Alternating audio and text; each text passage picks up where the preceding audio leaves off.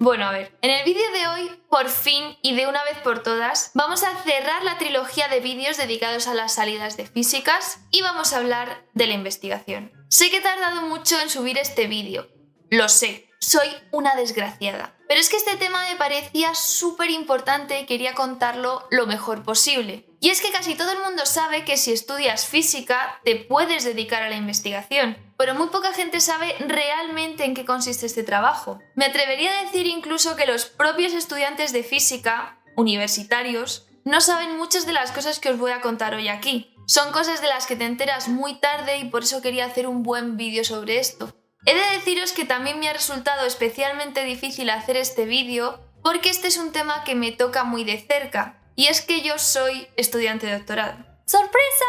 Así es, no lo había dicho antes porque tampoco venía a cuento, pero sí, soy investigadora predoctoral, estoy en mi tercer año de doctorado, y bueno, tenía muchísima información sobre este tema y me ha costado muchísimo condensarla toda en un solo vídeo. Tengo un problema de síntesis. ¿Lo he conseguido? Pues mira, no. ¿Vale? A pesar de que el vídeo dura más de 25 minutos, hay muchas cosas que me he tenido que dejar en el tintero y hay otras cosas que he tenido que simplificar, porque es que si no, no acababa nunca. Quiero que esto lo tengáis en cuenta a lo largo de todo el vídeo. Todo es más complicado de lo que parece. Pero bueno, creo que este vídeo va a estar bien como un primer acercamiento para aquellas personas que quieran saber qué es la investigación. Antes de empezar, quiero aclarar que este vídeo no va a ser como el anterior. No voy a hacer una lista interminable de temas que puedes investigar si estudias física. Eso sería una locura. No, en lugar de eso voy a daros una información un poco más general sobre qué es la investigación, en qué consiste el trabajo de un científico y lo más importante de todo, en qué consiste la carrera investigadora.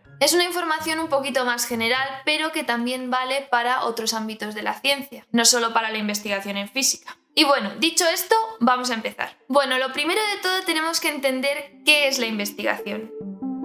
La investigación es una actividad que pretende ampliar los conocimientos que ya se tienen sobre un determinado tema. Esto es algo que se hace en todas las áreas del conocimiento, ¿vale? No solo en las áreas científicas. También se hace investigación en ciencias sociales y en humanidades. Ahora bien, no todos los investigadores son científicos. Es decir, no toda la investigación es ciencia. Vamos a acotar un poco la definición. En las áreas científicas del conocimiento, como pueden ser la física, la química, la biología, la medicina, la geología, la bioquímica, la biomedicina, la investigación se realiza siguiendo las bases del método científico. No me voy a enrollar mucho en explicar el método científico, ¿vale? Porque es algo que me parece un poco basic, pero bueno, en pocas palabras, según el método científico, cuando se observa un fenómeno en la naturaleza o en un laboratorio que no se entiende, lo que se hace es elaborar una hipótesis que intente explicar ese fenómeno. Y luego se elaboran experimentos para comprobar si esa hipótesis es cierta. Si los experimentos no consiguen demostrar la hipótesis, la teoría que habíamos planteado,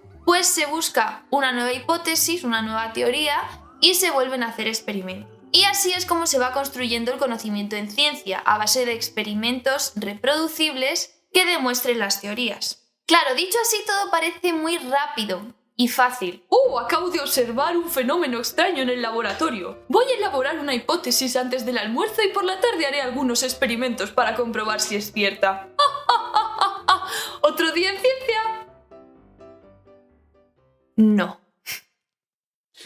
En realidad es un proceso mucho más lento y complicado. Para empezar, se invierte mucho tiempo en entender realmente qué es lo que se está observando, simplemente en el hecho de la observación. Y se invierte muchísimo tiempo en demostrar una teoría. En ambos casos hay que hacer muchos experimentos de manera meticulosa y sistemática y a ser posible que esos experimentos sean lo más variados posible para poder atajar el problema desde distintos ángulos y no dejar ningún cabo suelto. Por no decir que se invierte muchísimo tiempo en solucionar los muchísimos problemas que van surgiendo por el camino, ¿vale? Esto os lo digo de verdad, buena parte del tiempo de los científicos se invierte en resolver problemas. Tened en cuenta que un científico intenta ampliar el conocimiento y para hacer esto hay que llegar hasta el borde del conocimiento. Hay que estar entre lo conocido y lo desconocido. Intentar ganarle terreno a lo desconocido es algo muy complicado y por el camino van surgiendo muchísimos problemas a los que muy poca gente se ha tenido que enfrentar antes. Problemas que muchas veces solo el ingenio y la creatividad del científico pueden resolver. Esto hace que en muchas ocasiones el trabajo de un científico sea frustrante, ¿vale? En plan de no entiendo nada, no sé cómo solucionar esto. ¿Qué se supone que tengo que hacer ahora? Pero también hace que sea un trabajo apasionante, porque estás enfrentándote continuamente a nuevos retos y cuando las cosas por fin salen bien te da una euforia increíble. La verdad es que si te gusta la ciencia, el trabajo de un científico es muy bonito, pero tienes que ser capaz de sobrellevar una frustración crónica. Tenedlo en cuenta. Una idea importante que os quiero transmitir antes de pasar al siguiente punto es que la ciencia se construye a pocos. A pocos y entre muchos. Me explico. Un científico lo que hace es aprender lo que otros científicos han hecho antes que él y aportar su pequeño granito de arena, poner su ladrillito en el muro del saber. De ahí viene la famosa frase de Newton de «Si he logrado ver más lejos es porque he subido a hombros de gigantes». Pero estas aportaciones que hace cada científico, salvo raras excepciones, suelen ser pequeñas, ¿vale? Y gracias al trabajo en equipo. Esto es algo que quiero que entendáis, no se anda revolucionando la ciencia todos los días. Son muchas pequeñas aportaciones las que van construyendo la ciencia. Y no al revés, a pocos y entre muchos, recordad. Entonces, el trabajo de un científico consiste en hacer experimentos, teorías, cálculos, simulaciones que contribuyan a aumentar el conocimiento. Cuando se llega a alguna conclusión, los científicos comparten sus descubrimientos con el resto de la comunidad científica a través de los llamados papers. Los papers son artículos científicos en los cuales los investigadores cuentan no solo las conclusiones a las que han llegado, sino también qué procedimientos han seguido, qué materiales y qué aparatos han utilizado. En definitiva, cuentan con todo detalle en qué ha consistido su trabajo. De esta manera, otros científicos pueden reproducir sus experimentos y seguir avanzando en la tarea de ampliar el conocimiento, a pocos y entre muchos, recordad. Los papers también son muy importantes porque son una forma de medir la calidad del trabajo de un científico. Normalmente, si tienes muchos papers y los tienes publicados en buenas revistas, pues suele ser un indicativo de que tu trabajo es bueno. Y esto es algo que será muy importante luego a la hora de pedir financiación para tu investigación. Pero bueno, ya llegaremos a eso. Y bueno, además de escribir papers, los investigadores también acuden a congresos donde comparten sus descubrimientos con otros científicos de una manera más directa y cercana, mediante seminarios o pósters. Cabe decir que para poder hacer todo esto, los científicos tienen que estar continuamente leyendo papers. Tienen que mantenerse al día de todo lo que ocurre en su área de investigación para saber dónde pueden aportar ellos algo nuevo, de manera que mantenerse informado forma parte de su trabajo. Este sería un poco el principal trabajo de un científico: leer papers, hacer experimentos, escribir papers, ir a congresos. Aunque también tengo que deciros que luego en la vida real hay muchas cosas de las que se tiene que ocupar un científico que le quitan muchísimo tiempo, como por ejemplo la burocracia. Tampoco voy a entrar en mucho detalle. Además, si te dedicas a la investigación en una universidad, seguramente tengas que compaginarlo con dar clases. Porque muchos de vosotros no lo sabréis, pero en las universidades públicas, en las facultades de ciencias, muchos de los profesores son también investigadores. Pero bueno, todas estas tareas también dependen del punto de tu carrera en el que te encuentres, ¿vale? Las tareas que hago yo no tienen nada que ver con las tareas que tiene que hacer mi director de tesis. Normalmente, cuando eres joven, inviertes mucho más tiempo en realizar los experimentos. Eres como el músculo del laboratorio. Y a medida que vas teniendo experiencia, vas cogiendo un papel de mayor liderazgo y te encargas de temas más administrativos. Pero bueno, todo esto lo veremos con más detalle en el siguiente punto. Vamos a pasar ahora a una de las partes más importantes del vídeo. Vamos a hablar de la carrera investigadora. A ver, aquí tenemos que dejar una cosa clara, y es que la carrera investigadora de cada científico es distinta. ¿vale? No hay un único camino a seguir. Yo os voy a contar a grandes rasgos cuáles son las principales etapas por las que pasa la carrera de un científico, desde que empieza hasta que consigue estabilizarse. Y para ello me voy a basar en el diagrama que publica cada año la Fundación Española de Ciencia y Tecnología, que os lo dejo por aquí abajo. Pero que sepáis que no tiene por qué ser exactamente así, ¿vale? Bueno, a lo largo de su carrera, los científicos pasan por distintas etapas. Está la etapa de formación, el doctorado, la etapa postdoctoral, una etapa que podríamos denominar hacia la estabilización y finalmente la etapa de consolidación. Vamos a ir viendo cada una de ellas. La primera etapa de todas es la etapa de formación, que la verdad es que no tiene mucho misterio, lo que hay que hacer es estudiar. ¡Tienes que ponerte a estudiar! En esta etapa lo que tienes que hacer es estudiar una carrera científica, que en nuestro caso sería la física, y luego también en España tienes que hacer un máster para especializarte en un determinado campo de la física. De esta manera ya empiezas a estar medianamente preparado para entender qué se está investigando en el campo de la física que has elegido. Y digo medianamente preparados porque esto es solo el principio, ¿vale? Seguramente durante tu trabajo de fin de máster tendrás un primer acercamiento al mundo de la investigación, pero nada comparado con lo que viene después. Bueno, una vez que ya tienes tu carrera y tu máster, tienes que encontrar un grupo de investigación donde poder hacer el doctorado, ya sea en una universidad o en un centro de investigación. El doctorado es donde realmente das tus primeros pasos en el mundo de la ciencia. Es un periodo en el cual, con la ayuda de tu director de tesis y de tu grupo de investigación, vas a realizar tus primeros experimentos, vas a escribir tus primeros papers y vas a ir a tus primeros congresos, entre otras cosas. El doctorado es también un periodo de formación, ¿vale? Es un periodo en el cual te especializas por completo en un determinado tema, leyendo muchísimos papers, aprendes a cómo realizar experimentos con todo lo que eso conlleva y aprendes a cómo llegar a conclusiones. En definitiva, aprendes a cómo desenvolverte como científico. Eso sí, quiero dejar clara una cosa. A pesar de que este sea un periodo de formación, el doctorado es un trabajo, ¿vale? Quiero hacer especial hincapié en esto porque hay muchas personas que creen que el doctorado es algo que se hace en tu tiempo libre, mientras trabajas de otra cosa. ¡Oh, vaya! Tengo demasiado tiempo libre después de trabajar. ¡Voy a hacer un doctorado! ¡Que me aburro en casa! No. Nada más lejos de la realidad. El doctorado no es algo que haces en tu tiempo libre. El doctorado, al menos en ciencias, es un trabajo a jornada completa. Y como todo trabajo, tienes un contrato y tienes un sueldo. Yo entiendo que esto es algo que confunde a mucha gente. Entre otras cosas porque a las personas que hacen un doctorado se les llama estudiantes de doctorado. Y bueno, estás en un periodo de formación, te estás formando como científico. Vale, sí, pero es que esa formación la estás adquiriendo a base de trabajar 40 horas semanales en un grupo de investigación, ya sea haciendo trabajo experimental o haciendo trabajo teórico, pero en definitiva estás sacando adelante trabajo de ese grupo de investigación, grupos que suelen estar financiados por el Estado. Para que lo entendáis, esto es muy parecido a cuando empiezas a trabajar en una empresa privada, ¿vale? Normalmente, si es tu primer trabajo y no tienes experiencia, es muy normal que te hagan un contrato de prácticas en el cual cobras un poquito menos de lo que deberías cobrar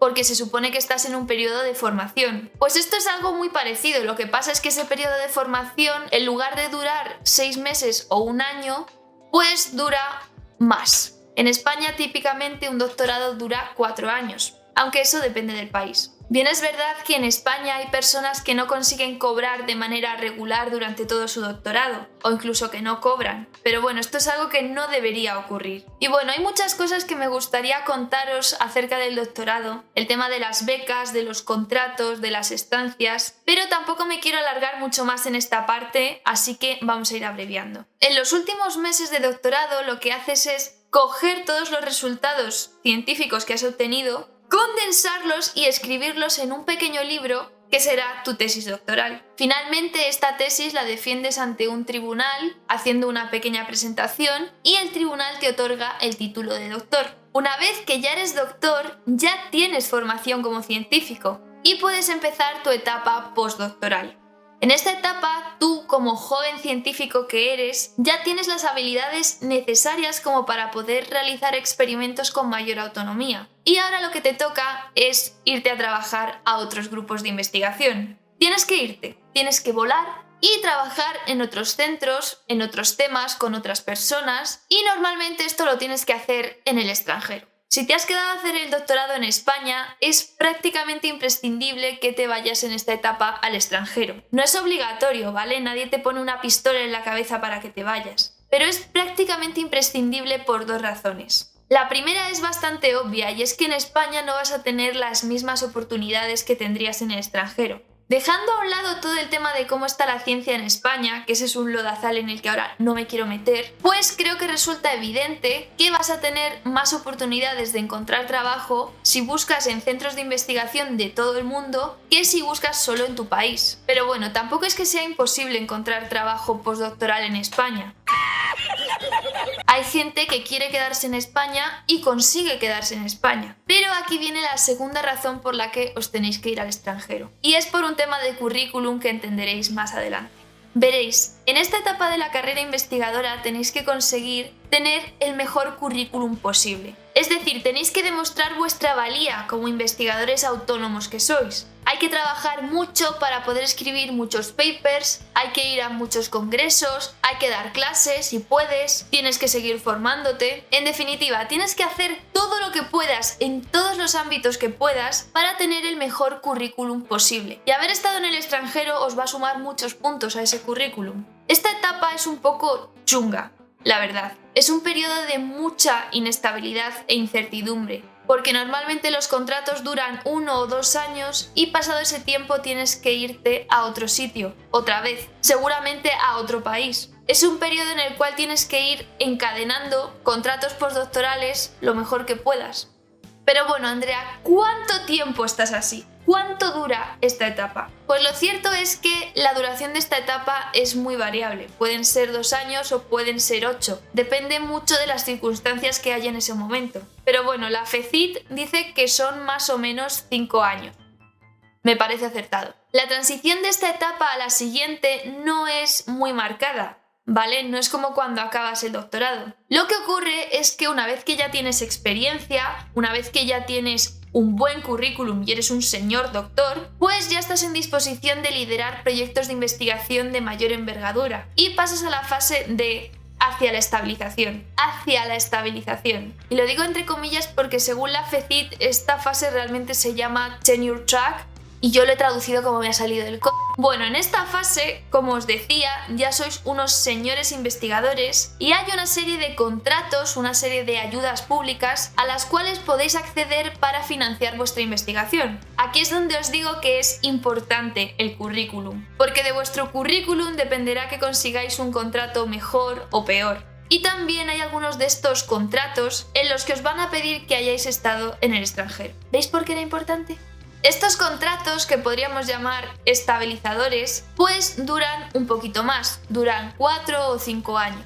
Como os digo, la idea de estos contratos es que te vayas estabilizando. Y también estos contratos, estas ayudas estabilizadoras, están dotadas de más dinero que los contratos postdoctorales. Dinero con el cual puedes comprar equipos propios e incluso contratar a algún estudiante de doctorado. En este punto de la carrera investigadora ya has pasado de ser un investigador autónomo que trabaja en un grupo de investigación a liderar tu propio proyecto de investigación. Si teníais intención de volver a España, este suele ser un buen momento para hacerlo, porque como os digo, vais camino a la estabilización, aunque también puede ser que quieras estabilizarte en otro sitio, o también puede ser que ya hayas vuelto a España con un contrato postdoctoral. Como os digo, no hay un camino único. Bueno, cuando ya has disfrutado de uno o 2 de estos contratos estabilizadores, ya estás en disposición de pasar a la fase de consolidación. A ver, esta etapa es la más complicada de todas y la voy a tener que simplificar muchísimo. Básicamente, cada cierto tiempo las universidades y los centros de investigación sacan plazas de profesor o científico titular. Estas plazas son como una especie de oposiciones en las cuales tú, en lugar de hacer un examen, pues haces una presentación oral ante un tribunal donde cuentas toda tu trayectoria científica y cuentas cuáles son tus planes de futuro.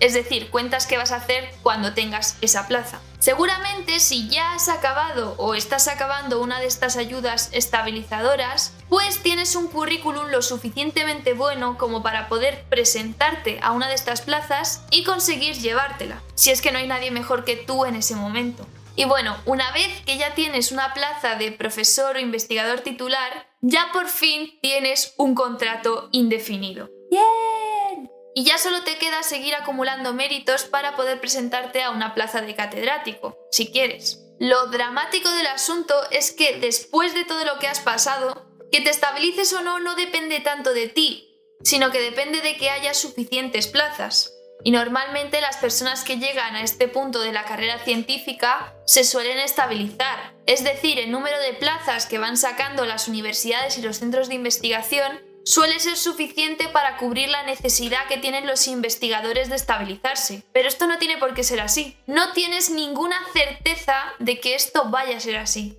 En algunas universidades sí que hay un compromiso de estabilizar a los investigadores. Esto es un poco complicado de entender, pero básicamente, si tú como investigador llevas a cabo una de estas ayudas estabilizadoras en una universidad, cuando tú acabes este contrato, la universidad se compromete a sacar una plaza para un investigador con tu perfil, de manera que tú te puedes presentar esa plaza y lo más seguro es que te la lleves. Pero esto tampoco es algo seguro al 100%, ¿vale? Alguien puede presentarse a esa plaza y llevársela. Además que en época de crisis este compromiso no se ha cumplido, por eso digo compromiso. Como veis, este tema es muy complicado y de esto podría estar hablando otros 25 minutos. En las universidades también hay otros mecanismos para estabilizarse.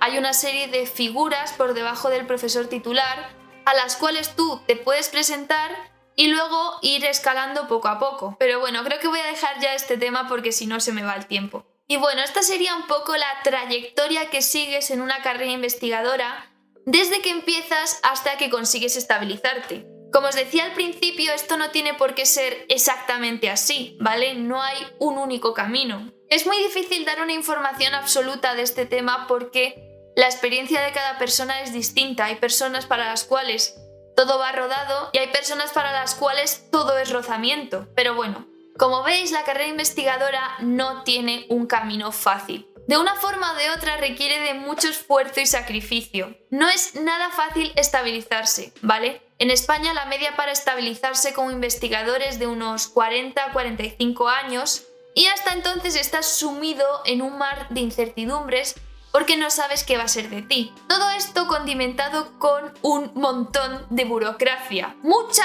burocracia y muy lenta burocracia. La carrera investigadora puede ser muy dura. No os voy a mentir. Y hay mucha gente que la abandona. Hay personas que lo hacen después del doctorado, personas que lo hacen después del primer, segundo o tercer postdoc y hay personas que lo hacen incluso más tarde. Puede ser muy difícil vivir con tanta incertidumbre. Por no hablar de que prácticamente cualquier trabajo al que te puedes dedicar como físico está mejor pagado. La principal razón por la que muchos físicos deciden tomar este camino es por vocación. Porque es un trabajo muy bonito. Es una cosa que quiero que entendáis. En la investigación, el pro es el trabajo y los contras son todo lo demás. Ahora entendéis también por qué me ha costado tanto escribir el guión de este vídeo.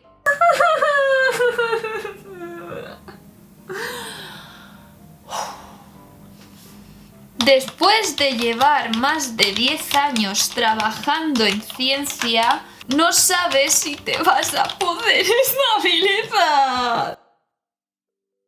Y no me malinterpretéis, ¿vale? Con todo esto no quiero disuadir a la gente de que se meta en ciencia. Aunque lo haya parecido, de verdad que esa no es mi intención. A mí me encanta la ciencia. Yo soy estudiante de doctorado y espero seguir en ciencia mucho tiempo. Pero es que con este panorama tampoco esperéis que anime a la gente a meterse en ciencia, haciéndoles creer que todo es jiji jaja. Eso sería cruel y retorcido por mi parte. La ciencia es preciosa y es muy necesaria, pero la carrera investigadora es chunga y la gente tiene que saberlo también. Yo con este vídeo lo que quiero es que tengáis toda esta información y que ya toméis la decisión que queráis tomar sabiendo dónde os metéis. Y nada, con esto voy a terminar el vídeo. Espero que os haya gustado y que os haya servido de mucho. A mí, como os decía al principio, este vídeo me ha dejado profundamente insatisfecha, porque hay muchas cosas que he tenido que simplificar o directamente quitar y me da muchísimo reparo. De hecho, animo a todos los investigadores que vean este vídeo a que amplíen y maticen la información que he dado yo donde les parezca necesario y que compartan también su perspectiva en los comentarios. Yo, como veis, me he centrado mucho en el caso de España porque es el país que conozco, pero me encantaría que pusierais en los comentarios cómo es la investigación en otros países, en qué se diferencia y que la gente también pueda aprender de vosotros. Si queréis que hable más sobre estos temas, sobre la investigación y esas cosas, pues también hacedmelo saber en los comentarios. Yo la verdad es que prefiero hablar de física, ¿vale? Pero bueno, esto también es importante y si es necesario le hago un huequito. Venga, chao. Suscríbete. Suscríbete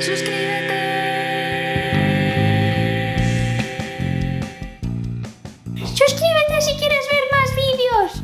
Suscríbete.